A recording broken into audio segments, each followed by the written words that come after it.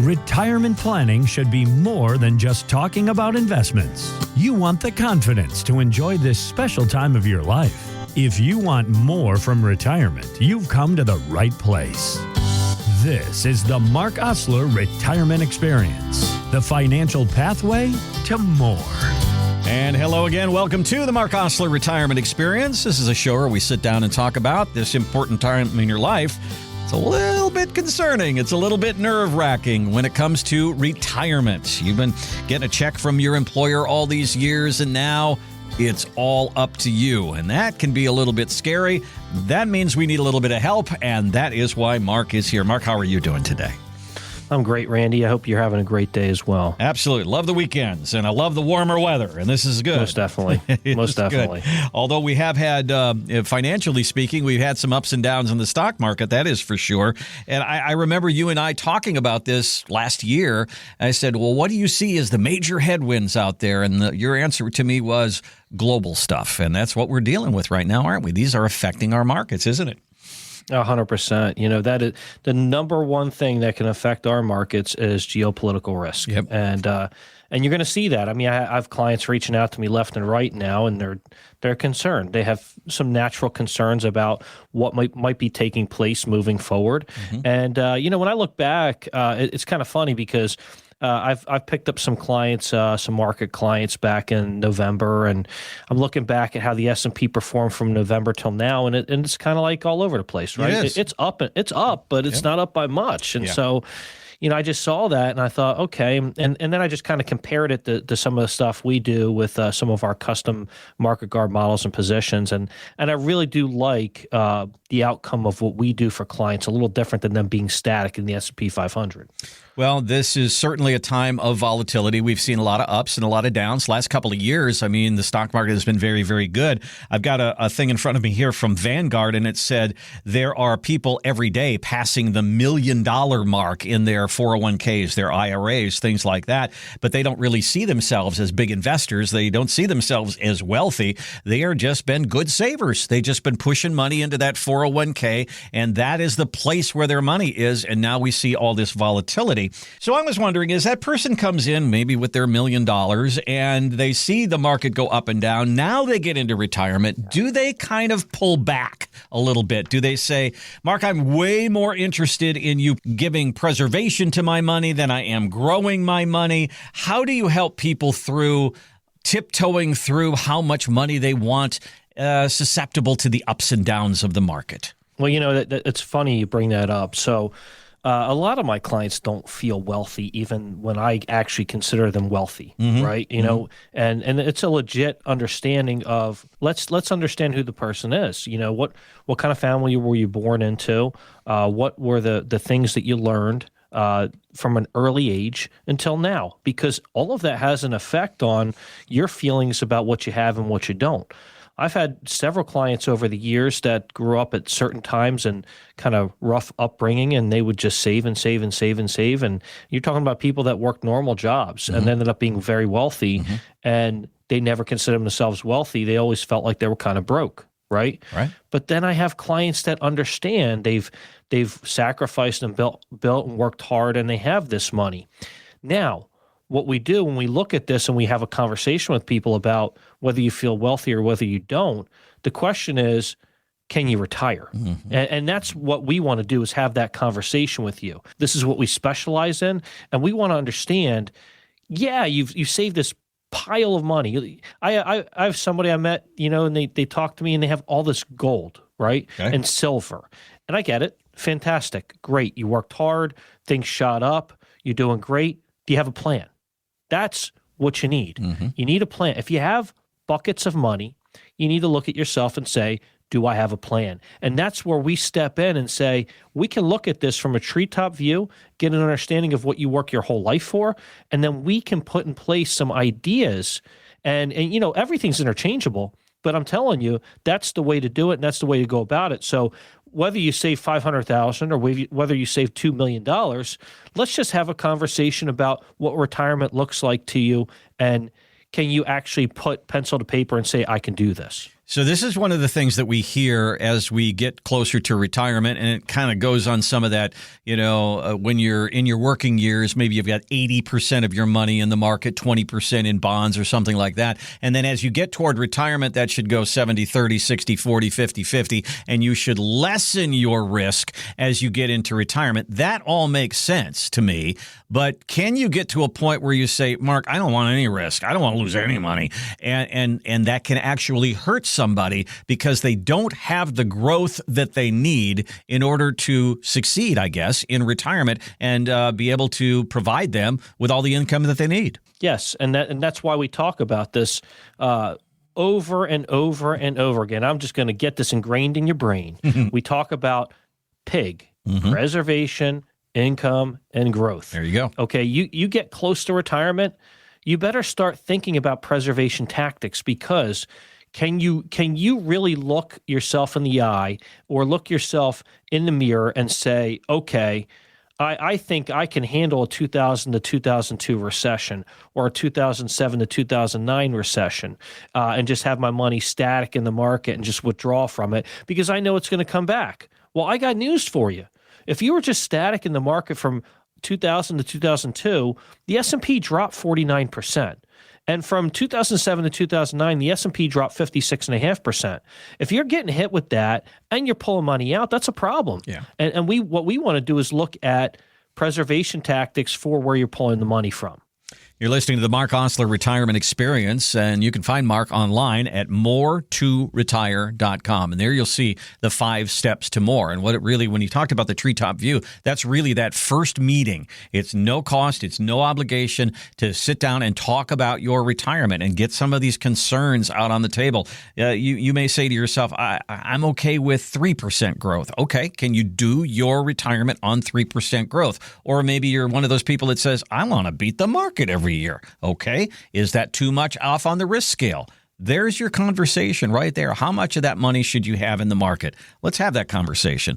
Give Marc a call. It is 984-300-1984. 984-300-1984. Again, a no-cost, no-obligation meeting just to sit down and talk about your retirement, find out what your concerns are. How can Marc help? More2retire.com is the website. So let's paint a scenario here because this is kind of built on averages. The average retiree spends between $50,000 and $60,000 a year. That's the average right now. So let's just use 50 as an average. So you say, I think I need $50,000 a year for the next 30 years.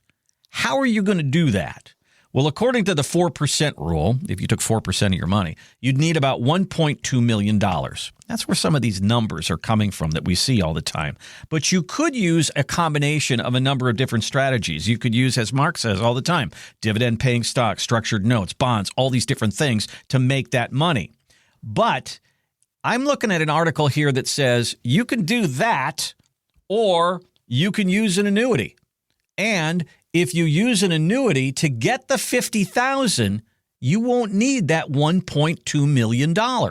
Have you found that, Marc, that people who try to build their income with an annuity don't need quite as much money as they would if they went about it on the risk area? Yes. So it's a very simple answer. When you look at buckets of money, if you designated a certain amount of money towards an annuity, and let's just say, for example, it's a deferred annuity, which just means it's not immediate. The difference, it's a significant difference, okay? An immediate annuity is when you put money into an annuity and it pays you out for a period of time or the rest of your life, or for a period of time for you and a spouse, or for the rest of your life, just depending on what you're trying to accomplish. As soon as you put the money in and starts paying you out, it only goes by the payouts of how you said you're receiving the money, whether it's period certain or lifetime. And depending on how it's paid out, you could have a lifetime period certain. For example, if you passed away with the period certain still paying, it would pay your beneficiaries for that remaining period certain. But if it's for life, you live past that period certain, it'll pay you the rest of your life. So that's an example of an immediate annuity. And with an immediate annuity, when it turns on that income, immediately that asset no longer exists. So it doesn't count as an asset any longer. So if you put for like $400,000 in an immediate annuity, that's no longer considered $400,000 in your portfolio. It's only considered income from that point. Okay. What we like to do a little bit differently is choose deferred annuities. And when we choose a deferred annuity, we like to add an income rider. And these income riders are usually called guaranteed lifetime income riders. And what'll happen is you'll put money into this contract. It might have some different indexes that could be used to allocate towards in the contract. Might have a fixed account as well. And you can grow your money in these annuities, and you can designate when you want to turn on the income. It could be for you or you and a spouse, and it can exist for a lifetime, meaning that what'll happen is it's a deferred annuity. So as you're taking income from this, when you take income from it in retirement, it will reduce the amount of money that's in the contract by the amount you offset by your growth as well. So let's just say it might take 20 to 25 years to spend all that money. And if you continue to live, then it will pay you the rest of your life. Can't get that with a mutual fund, can you? Yeah, exactly. Yeah. So, but if you die beforehand, there's a death benefit, a lump sum death benefit for your beneficiary, and so that's the advantage of using that, and it counts as an asset for you. It still counts as an asset, and so I tend to look at those, and I like those types of contracts a lot better. So if you use that kind of bucket of money in retirement, whether it's a Roth IRA, which would be tax-free income in retirement, or an IRA, which would be taxable, we have to prepare for preservation tactics like this, how much income you're going to get from it, what's inflation look like, what do taxes look like, and what's a sensible growth. And we have to manage all of that when we look at your situation to see how is the easiest way for you to retire. It's an important thing to know in your retirement how much you need per month and per year. And if you look at this and say, hey, I need $50,000 a year, how am I going to get that? That's a great conversation for you and Mark. And, if you go to your local bank, they're going to give you one answer. If you sit down with someone like Mark, he may give you a completely different answer. Can you get more for your money by using an annuity? There's a good question. And is an annuity right for you to provide the income that you need in your retirement years? Let's have that conversation. Give Mark a call. Here's the number, 984-300-1984, 984-300-1984 for a no-cost, no-obligation look at your retirement. You want to know what your paycheck is in retirement? Let's get down to business. MoreToRetire.com is the website.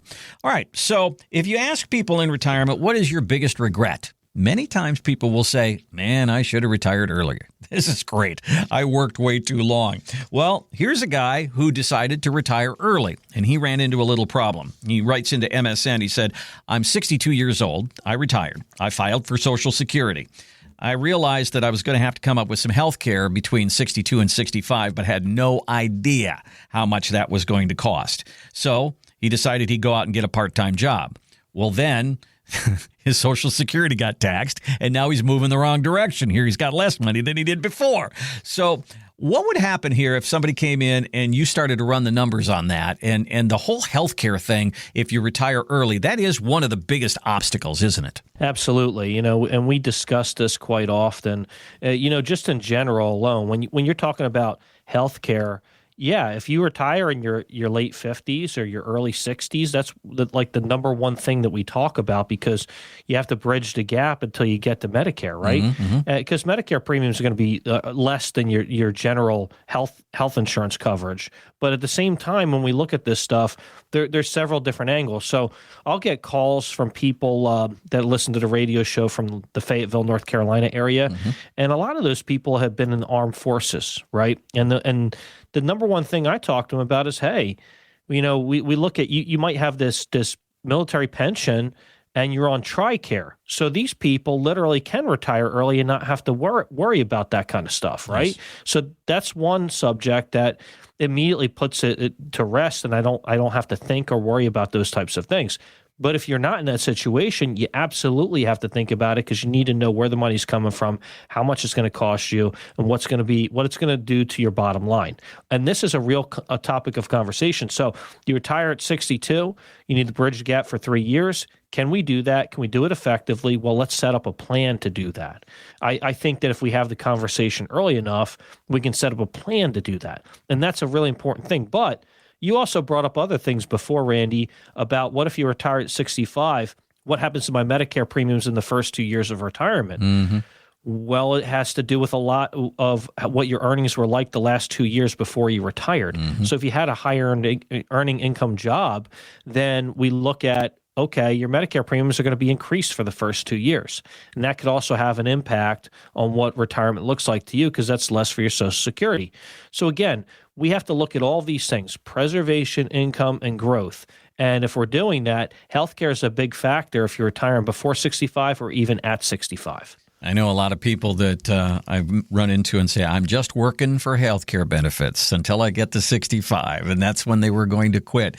I got my neighbor worked for AT&T, and every time they have a retirement offering, they take your age and they put into your service and they do all that kind of stuff. And my neighbor said, hey, I can retire at 62, and they're going to pay for my benefits up until 65. I met a guy over the weekend, and he works for a big paint company, and he's thinking about retiring at age 55, and they're going to pay for his benefits all the way to 65 for his health care. So sometimes your employer can work that out for you. Other times you're on your own, and that's where the planning really needs to take place. Give Mark a call. If you want to retire early and that's your big hurdle, let's talk through the options. More2retire.com is the website, or 984-300-1984. 984-300-1984. Okay, so this is a little bit different. We're gonna dive into this a little bit today because President Trump said he likes the way Australia does their retirement system. So I thought, I'm going to look into it. Okay, so I'm going to show you the differences here real quick, and then we'll kind of discuss it. Here in the United States, you as an employee will put in 6.2%, and your employer puts in 6.2%. That's your Social Security money, and that is equaling up to 12.4%. That's how that works. Well, in Australia, there is no employer kicking in. It's all the employee, so it's 12%. So if you lived in Australia, you'd feel that right away. So there's a big difference. In the United States, it's optional, to do a 401k or anything like that. In Australia, it's mandatory. You have to be involved. But here's the biggest problem here, the biggest difference. In the United States, the 401k money is tax deferred. Okay? You don't pay, you put money in, you don't pay taxes until you take it. In Australia, you put the money in and you get taxed every year. And then when you're in retirement, it's all tax-free. There's no RMDs. There's no tax time bomb. There's none of that stuff. What do you say, Mark? Is the idea of tax deferral a great idea that we end up ahead at the end because we haven't had to pay taxes all these years? Or is Australia kind of onto something here? Yeah, I mean, anytime you can defer taxes or create something that could be income tax-free, there's going to be an advantage there. But I think I understand what he means by why he enjoys looking at the retirement system, or maybe he appreciates it a little bit more than our own. Mm-hmm. Let's just think about this for a second. If we're already tossing money into a 401k and it's a really comforting fact knowing it's building up and building up and building up, you're not thinking about it. It's coming out of your paycheck, so on and so forth, right? Well, if you did it this way, and yeah, you still have a little bit more of a bottom line and a little bit more of taxes because the money's going in and you're paying the taxes on it each and every year. But guess what? If you've planned for it and you're not seeing it and it's not hurting the bottom line, at the end of the day, what's going to happen is you're going to have something that's going to be income tax-free in your future. Mm-hmm. So you say to me, well, Mark, the upfront taxable amount for the Social Security is 12% as opposed to 6.2 and 6.2. That means you're coming out of pocket with another 5.8. Mm-hmm. If you're coming out of pocket with 5.8, but then they're taxing you on 15%, that's 20.8. Now, let's fast forward and say you built up this 401k that's $1 million. Then you pass away, you leave it to family members. They have to exhaust that within 10 years, meaning they're going to probably have to take out over $100,000 every single year to get it exhausted within the 10-year period of time that you pass away.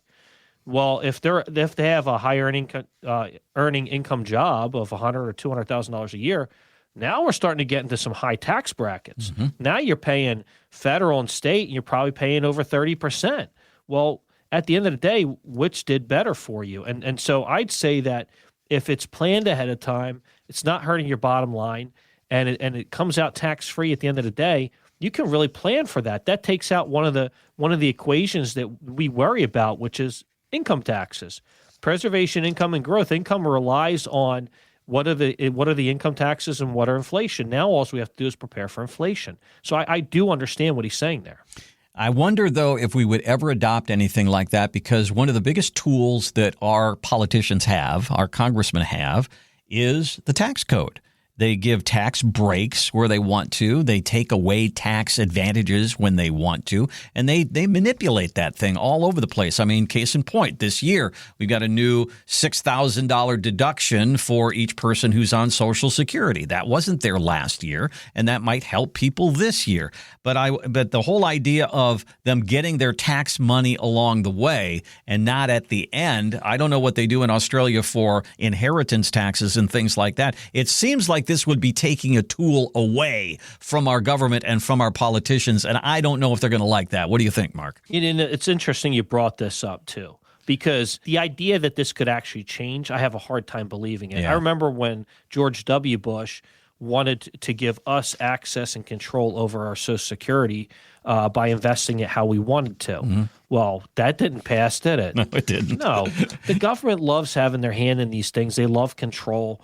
We think, we're a free country, right? But there are some things that we're controlled by our government. Mm-hmm. And I just have a hard time believing they would change that. I actually had a conversation with one of my clients. They were looking into, what if I retire in Portugal? Well, I know several people that would love to retire in Portugal because it's slightly more affordable in terms of living expenses. The real estate's still a little higher than it was before, but I think it'll pull back, and I think that'll be an opportunity for some folks. But did you know that if you took your Roth IRA over to Portugal, did you know that they're going to tax it over in Portugal? I did not know that. No. Yeah. Roth 401k, Roth IRA. Wow. Yeah, they're going to go tax that. You might want to know that before you try to move to Portugal. Wow. I'm full of random facts right now. Yeah, I heard something the other day that really made me kind of go, And that is, when you get to your RMDs, which means when you have to start taking money out of your 401ks and your IRAs, for some of you, that's going to be 73. For some of us, it's going to be 75. But when you take that out, the formula is what, 3.7% or something, your first one, and it keeps going up from there. And the person asked, why do you think it's 3.7%? And I thought, I don't know. I suppose it's based on age tables and things like that. But they said, you know what? The market goes up an average of around 7% per year. But if you were to make 3.7% on your money, and then you'd have to pay that in taxes, that means you're not getting anywhere. It means that your money's just going to keep growing and your tax bill keeps growing too. I'm like, who came up with that idea? Some guys in a smoky room. It's like, these guys are all smarter than us, and to try to work your way around this, and not doing it illegally, of course, but to have tax planning within your retirement plan is pretty important, isn't it? It is. I mean, it's essential. Like we said, we stick to those bullet points of preservation, income, and growth. And if you don't take into account income taxes in retirement, it can really tear you up. I mean, this is really, really paramount. I love it when we take somebody's Roth IRA and we use those guaranteed lifetime income riders, as the annuity companies call them. They're labeled this because they want to pay people for the rest of their life when they turn on the income. Well, I love using Roth IRAs for that purpose, because then we've already eliminated that equation, the idea of what the taxes look like on that particular income. And that's so important. So yes, the types of tax planning that we like to prepare for, of course, we're going to involve tax professionals, especially when it's necessary. But can we generally look at a tax return, look at your adjusted gross income, look at what tax brackets look like this year and next year, and we can just try to get an understanding of what things might look like? Of course. I mean, we're human beings. Anybody can do that. But do we involve the tax professionals when it's necessary? Yes. And I always believe in deferring certain things. And also, if there are people out there that you have a appreciable business or appreciable real estate, I'll tell you, if you're about to sell it and you're worried about the big taxes you're going to have to pay, I know folks that I can refer you to that can do stuff for you. You have no idea. And you could be working off a bigger pile of money as opposed to a smaller pile of money in retirement. So I tell you, reach out to me. I'd love to help and refer you to people that can help you in those areas. Well, anytime I see these stories about, hey, look at what Denmark's doing, or look at what Finland's doing, or look at what Norway's doing with their retirement planning, and I go, yeah, we've got 330 million people in this country. It's a little bit of a different dynamic here than it is over there. You're listening to the Marc Oslar Retirement Experience. Online, it is more2retire.com. Just spell that out. You'll get to Marc's website, and you'll see down at the bottom there the 5 steps to more. If you give Marc a call, kind of go through that and you'll kind of know what to expect. And what you say, Marc, at the beginning of this, it's the treetop level. It's really just a conversation, and just get your concerns out on the table. See what raw materials you're bringing to retirement, and then you can the conversation kind of unfolds from there, doesn't it? And that's what I look forward to. I look forward to just having the treetop view, then kind of breaking down your overall situation, understanding what you want to accomplish in retirement, your desires, your dreams, and then what do we do for the bottom line? And income is a big part of that. So obviously, the more income you have, the more confidence you have in spending in retirement. And that's where we go from there. And do I want to share this information with you? Absolutely. So a lot of times people say, where do we start? We start with a conversation. We start with analyzing your brokerage positions, running a report, those types of things. I'd love to do that for you. If you don't have a financial advisor in your life, give Marc a call and kick the tires and see if you two mesh and see what he has to say about planning your retirement and what his ideas are. If you do have an advisor right now and you're listening to the show because you go, I wonder if I'm missing something. I wonder what this guy has to say. All right, well, we'll do that for you at no cost or obligation. Come on in and we'll do this very same thing for you. And maybe it's a handshake and a pat in the back going, you're doing great. Or maybe it's, hey, did you think about this? You're missing this. This isn't covered. What happens if this happens? Those are good questions. Give Marc a call, 984-300-1984, 984-300-1984, or again, more2retire.com. So last week I went on a bit of a trip. I went and played some golf with some friends down in Biloxi. It was about a 7-hour trip for me to get there, and I was following my GPS as I would, and it's all pretty much interstate the whole way. And I kind of liked it because it was, go 69 miles and turn left. Go 140 miles and turn right. And I was like, okay. So I just relax, get my drink, get my snacks, and listen to my music, and away I go. And it occurred to me, I kind of would like a retirement plan like this, that it just kind of goes, go here, turn here, go here, do this, and I can relax about the whole thing.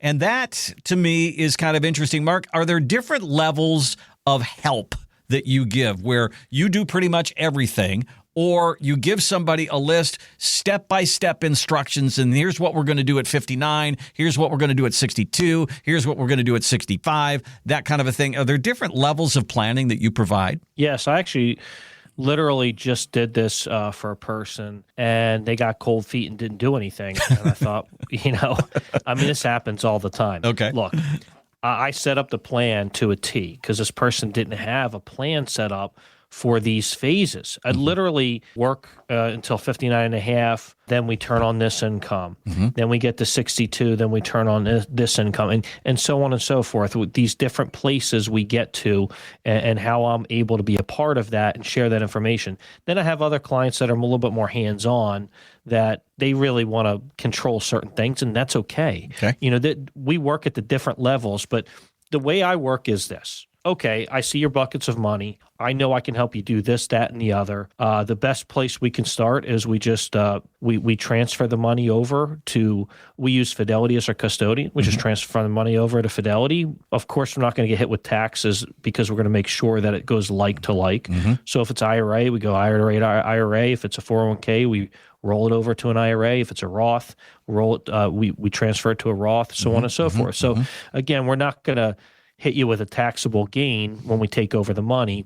And then when the money's sitting there, then we get back together and discuss a plan of action of, hey, let's implement this plan and start this process. And so we start putting it into different places to prepare for those areas, that income, when you're going to take it, so on and so forth. But let me just share with you, as you said, you drove over to Biloxi, right? And I'll give you an example of when I was driving using the GPS two different times on this one trip, and it didn't go as planned. Uh-oh. Okay. Okay. So we were driving to Snowshoe Mountain in West Virginia, Mm-hmm. and it happened to be snowing. So it wasn't snowing right away, but we knew the snow was coming. We figured we were kind of excited to be fresh snow on the mountain, that kind of stuff. Not a great skier. It was not a great experience for me anyway, but be honest with you, it was a lot of fun. And we had a good time. They have some really good waffle stands over there. And then they have this awesome sledding too. So we had a great time, Bottom line, fantastic. However, as I'm driving, it's taken me to certain routes that would bring me through certain mountains. Mm-hmm. And Randy, when you're driving a long distance and you're hitting several mountains, it's not the same as a normal drive. Right. And it's definitely not the same when you're going up and down this one particular mountain. And as you're going up and down this one particular mountain, at one point you start getting towards the top and sleet starts turning to snow. And then you start not being able to see, and you notice there's no guardrails around this mountain. Okay. And then you have these trucks just shooting around you, and it's starting to scare you a little bit. Mm-hmm. And you've got a second car behind you that's your other part of your family. You're thinking, I can't let my family down here. Okay. Retirement can feel the same way. Mm-hmm. If you don't have guardrails up, if you're not prepared for the mountains and the slopes and all of those things that you're dealing with the income and the taxes, you can get off course, and you certainly don't want to fall into a pit. So in order for us to get you the right kind of income or retirement, the right planning, we got to put preservation tactics. Mm-hmm. Some people are totally against annuities. I don't understand it. I think they're a great retirement tool as a part of what you do, not all of what you do, as a part of what you do. You got to get over the idea of thinking that Fisher Investments is the king and they know everything. Okay, all they do is they manage money in the market. They're wealth managers. Okay, what we do is we put pieces to the puzzle and we give you real answers to what you want to accomplish. And we use several different things, including insurance products, because they do have proper preservation tactics. Now, we have other things in the market that have lower volatility, and you could take withdrawals from that are higher types of withdrawals, right? But that's another tactic that we implement, and we share that with you, and we go over those things. So there's several different things we can do. But Randy, when you're on that trip to Mississippi, did you encounter any mountains? I did not. Okay. Isn't that nice? This seems to be seared into your brain. This was quite an experience. But you know what? You bring up a great point. You can have the route, and the route might be correct, but there's going to be something that happens along the route, and you've got to be ready to bob and weave along the way. You and I have talked about, driving through the mountains, and you see a sign that says dangerous curves ahead or a steep grade. You've seen those, and you see those places where the trucks can go off and go into the sand if they lose their brakes and things like that. When you hit dangerous curves ahead, what do?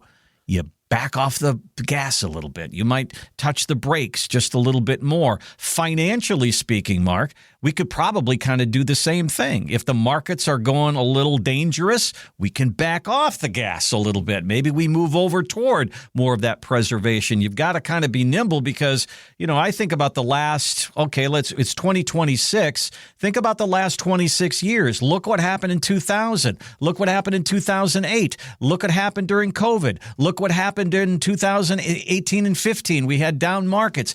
These are things that happen along the way just in the last 25, 26 years. Can you expect that you would go into retirement for 20 or 25 years and have a straight shot with no mountains and no snow? Probably not. Yeah, I don't think so. I mean, even on the drive back, something else happened. Where we stopped off to get gas, a little something to eat, and then as we're on this one road, it's telling us to turn down this other road.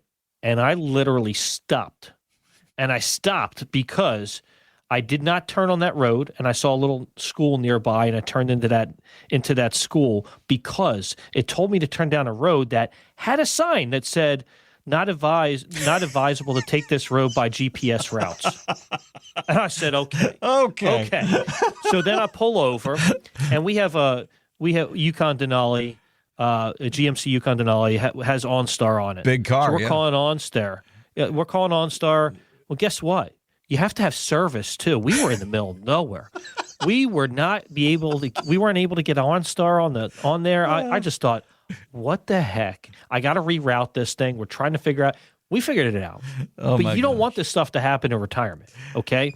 You want to be prepared. You want to know your routes. You want to know where it's coming from. And you talk about, oh, I got this military pension. Annuity. No. Well, that's what the heck it is. It's an annuity, all right? And they work really well in retirement, and we want to use those as utensils in your retirement, not for all your money, but we love to use them as a part of what you're trying to accomplish. I had no idea I was going to step on a nerve today by saying the words GPS. I love it. You're listening to the Marc Oslar Retirement Experience. That was quite an experience that we just heard. Find Marc online at moretoretire.com. Moretoretire.com. There you'll see the 5 steps to more. And that's what happens if you give Marc a call and you kind of go through those steps. Go through that and say, hey, if I go through this, I think I'm going to learn more about my retirement than the day I walked in. Guess I'll give Marc a call. It's 984-300-1984. 984-300-1984. All right, simple question about retirement that a lot of people have is this. Should I get rid of my mortgage before I go into retirement? I got $1,000, a mortgage, and boy, it would be nice to have that $1,000 to spend. Maybe I can pay off my mortgage. But, I think about it now, in the past couple of years, the standard deduction has gone up so much. I'm not even, putting that in my taxes anymore. The ownership of my house isn't really helping me tax-wise anymore. My mortgage rate is pretty low, so that's a consideration as well. Marc, what do you tell people about paying off their mortgage, where that money should come from, if they should pay it off? Talk to me about getting rid of debt before you go into retirement. Obviously, we want to get rid of the bad debt, right? And maybe the mortgage is not the bad debt. It just depends on what makes financial sense. So I had a gentleman that he was certain when he sold his business that he wanted to pay off his mortgage, even though his mortgage was less than 3%, because he just wanted to get rid of the payment. I said, well, we can work it either way.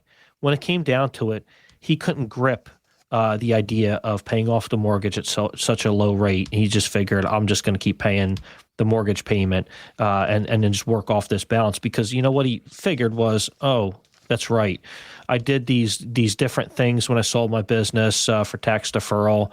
In his case, he picked some Delaware statutory trusts and things like that. He was helped by some attorneys to do some things, and he realized the income he was going to get and the interest he was going to get off of the investments alone were going to be well more than what he's paying on his mortgage, even though his payment on his mortgage is high because of the amount of years he has on it. So all of this stuff comes up, but the bottom line is that it makes sense for him. In his case, he just decided he wasn't going to do it. I didn't even have to weigh in on it, to be honest with you. We talked about, hey, we could do it this way or that way. And that's how we go about things. So we're always saying, this is what we can do, or this is what you could do over here. And we're adjustable. We can adjust how we talk about things, what we go over. So is it smart to pay off your mortgage? Sometimes it is, sometimes it isn't. Is it smart to pay off bad debt? Always. It's always smart to pay off bad debt, because you get rid of that high interest and the problems that come with it. Well, then the other question is, where's the money come from? Because, you get, for those of us who are getting toward retirement, you have lived through very, very low interest rates, and you probably refinanced, and you're somewhere between 2% and 4%, somewhere in that vicinity. So that's a very low interest loan. So then you get to retirement and you go, oh, look at this 401k. I could get rid of my mortgage if I wanted to. Marc, going into a tax deferred bucket, your retirement money to pay for the elimination of your mortgage, is that a good idea? I would not advise that in most circumstances. I can't say I'm giving any type of advice here. I'm just saying, in this particular situation, think real hard before taking out taxable funds to pay off a mortgage or debt like that. Unless you can make it work with your bottom line, it could be a really difficult thing, because we call it, Randy, when you have money in the market and you're taking withdrawals from it, it's taxable, and then the market takes a dive. We call that the double whammy, because you're taking money out and the market's dropping at the same time. It's pretty rough. Well, it could be the same thing if you're taking taxable money out to pay off debt. You might not have realized what your taxable bracket might be, or what it might have increased to when you took that money out. All of this stuff is important in understanding whether this is a wise thing to do or not. You're listening to the Marc Oslar Retirement Experience, and I bring this up because these are some of the everyday questions that you might run into preparing for retirement, getting into retirement. Should I pay off my mortgage, or should I pay off my car, or I'm 75. Should I buy another car, or should I lease a car? We love it down in Florida. Should I buy the place? Should I rent the place? Great questions, and everything is going to have a financial outcome to it, and we got to weigh all that stuff out. Give Mark a call, talk through it. Great to have a resource like him on your side. MoreToRetire.com. MoreToRetire.com. Just spell it right out. You'll find a place there where you can put some information in, and Mark and the team will reach out to you, or you can reach out to him right now. It's 984-300-1984. 984-300-1984. It is a no-cost, no obligation look at your retirement. If you're worried about stuff about retirement, or you have questions, be it Social Security, be it Medicare, be it taxes, all these different things that we worry about, let's just get it out on the table and get you some answers. 984-300-1984 or MoreToRetire.com. Okay, this is about Ellen and her brother Arthur. They were in their early 50s, and they had an aunt who passed away, no children, and she had $1 million. So she gave it to the two of them, split it up, $500,000 each. All right, so here's what they did. Ellen paid off her mortgage, which was $280,000, big number. And then she did some home renovation, and then she decided to have a little fun. She went on an expensive cruise, she did a little gifting, and 3 years later, the money was gone. But she does have a lot of equity in her home, and that can help in your retirement years for sure. So that's her situation. Arthur, her brother, decided to go a different way.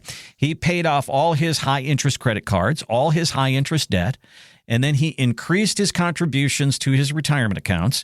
And then the money that he needed, he just kind of grabbed that as he needed it, as he had some gaps. 3 years later, he's still got a lot of money left here. So talk to me a little bit here, Mark. Who did best in this? I suppose it's different strokes for different folks. Whatever you want to do, if that mortgage really bothers you and you want to get rid of it, okay. What do you see here when people inherit money? Do they work toward the future, or are they more focused on the present? A lot of times they're thinking about the immediate. Mm-hmm. What do I do immediately? What do I do now with it? Because, I have a certain amount of time to accomplish some things right now where I didn't have this money before. So they're thinking, I could pay off the mortgage. Yeah, let's go do some trips and stuff like that. Well, let's just kind of reorganize here. Let's have a conversation about what would be best for you, not necessarily what you always want to do. Look, we can still do some things, but is paying off the mortgage a smart thing? In this particular case, I think it was pretty easy to figure out that Arthur, for retirement purposes, did the right thing, right? Mm-hmm. He's used to paying this mortgage, so it's built in his budget. So he's paying his mortgage, and then he did the things that he knew he needed to do, was get rid of the debt that was going to be difficult, the high interest debt. And so he got rid of that high interest debt and then increased his contributions to retirement accounts. That was a very smart way to go about it, because as he upped his contributions, that money's making money, your money's working for you. And then guess what? If you do that now, then later on you can kind of celebrate with that money, right? You could do stuff later. Maybe he does pay off his mortgage later. Mm-hmm. And because because now he's got all that leverage. He's set up in a position where he's got more money, and that's the key is, as they say, cash is king. Well, his retirement planning is king here. He was able to put money away, grow it, and defer it, and not worry about it, and not think too much of it. Just don't go out and pay that mortgage off if you don't have to, is what I'm saying. Because if you're going to get this inheritance, and this is the only inheritance you're going to get, and you're prepared, now, granted, you might want to do it because you're thinking, I want to retire early. I have this pension from work. I've worked out the life insurance. I've worked out the health insurance. I've worked out everything in this. And I think if I pay off my mortgage, my expenses are going to be less. I can live off this income. Sure. Then I really get it. I really get it. But that might not happen. So that's why we have to have a conversation about your circumstances now, and what do you want your circumstances to be in 3 to 5 years from now. Yeah, sometimes that whole paying off the mortgage thing is great psychologically, but not really good financially, and you got to weigh that kind of stuff out. If I were to read an article about, what to do with an inheritance, or watch a video or anything like that, the one thing that I think would be constant is take some time.